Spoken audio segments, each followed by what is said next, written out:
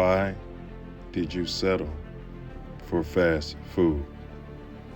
Why did you eat off the 99-cent menu and get a bag of Flamos? We was trying to find some groceries. There was no place for 45 minutes in my neighborhood. But you don't remember what you ordered.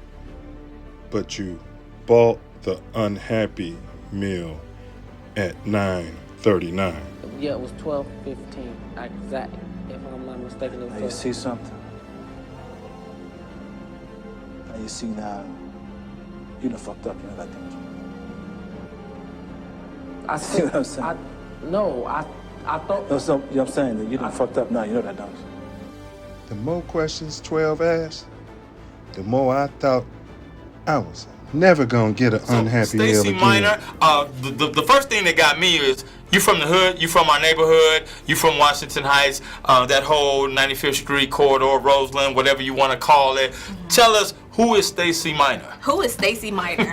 I am a Chicagoan. I grew up on the South Side. In Roseland on 110th Street. Wow. And it was amazing when we started talking because, of course, you were connected to Trinity. This is all about Trinity, and grew up around the corner from Reverend Wright, his daughter. Just say on an odd day you want a banana, right? But what's the first thing you see when you walk in the store? Potato chips. Exactly. So what do you tend to get? Potato chips. There's no bananas in here. I'll just get the hot flame hot. Okay? And so what happens with that is when you do the research and study, what we're dealing with here in the South Side, on the South Side of Chicago, is what is called a food desert. Has anybody heard of that?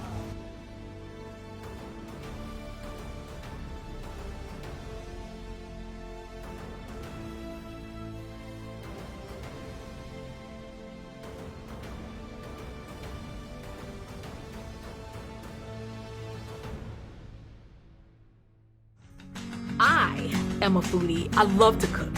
So you can just drop a box of fruits and vegetables and meats in front of me and I'll put it together like chop.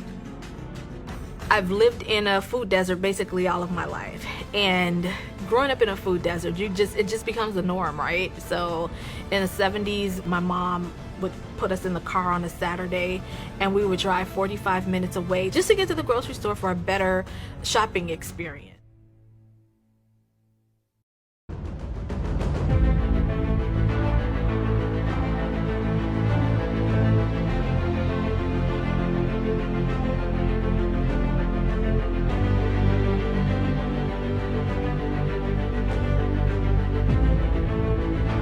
So I decided to take my background in agriculture and also my background in business to create a business model so that we could get equal access but also easier access to healthy foods to people that live in food deserts. And so Sweet Potato Patch was created for those reasons alone, just to make it easier. So our model is door-to-door delivery of fresh, healthy food. I'm the executive director of Ag First Community Cooperative. It's a number of farmers combined together. We share resources, equipment. We couldn't play in this game by ourselves. We want to send a good product. Even if we send it to Atlanta or Chicago, Illinois, we want to jam up good product.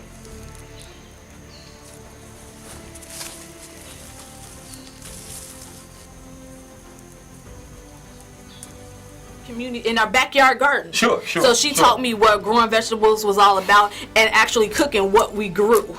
Wow. So McDonald's wasn't a thing in our house growing up at all. Wow. And so I went on to the Chicago High School for Agricultural Sciences. In my freshman year, I was introduced to deoxyribonucleic acid, which is DNA. And I was like, okay, I like this DNA.